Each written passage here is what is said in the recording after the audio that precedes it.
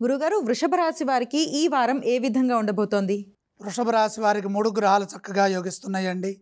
6వ రాశిలో రవి, ఏకాదశంలో శని, దశమంలో రాహువు.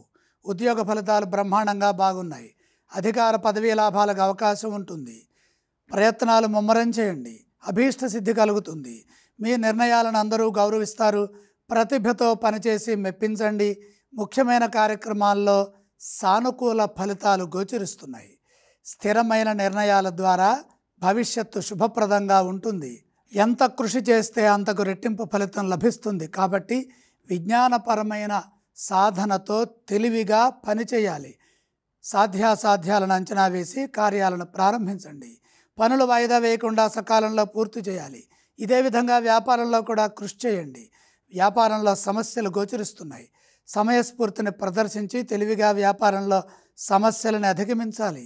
మాట్లాడేటప్పుడు సంయమనాన్ని పాటించండి. గృహ నిర్మాణాది కార్యక్రమాల్లో విజయం కనపడుతోంది. ఒత్తిడికి గురి కావద్దు. వివాదాలకు దూరంగా ఉండండి. ఆర్థిక పరంగా నష్టం వాటిల్లకుండా ప్రణాళికలు సిద్ధం చేయండి. సందర్భాన్ని బట్టి పనిచేయటం వల్ల శాంతి పెరుగుతుంది, శక్తి లభిస్తుంది, ఉత్సాహాన్ని ఇచ్చే, విజయాన్ని కలిగించే వార్తలు వింటారు. ఈ రాశి వారు ఏ స్తోత్రాలను పఠించాలి? వృషభ రాశి వారు దుర్గామాతను స్మరించడం మంచిది. ఈ రాశి వారు ఏ ఆలయాలను సందర్శిస్తే శుభ ఫలితాలు కలుగుతాయి? వృషభ రాశి వారు మహాగణపతిని దర్శిస్తే మేలు జరుగుతుంది. ఈ రాశి వారు ఏ దానాలు చేస్తే మంచిదంటారు? కేతు ప్రీతిగా ఉలవలు కొద్దిగా దానం చేయండి.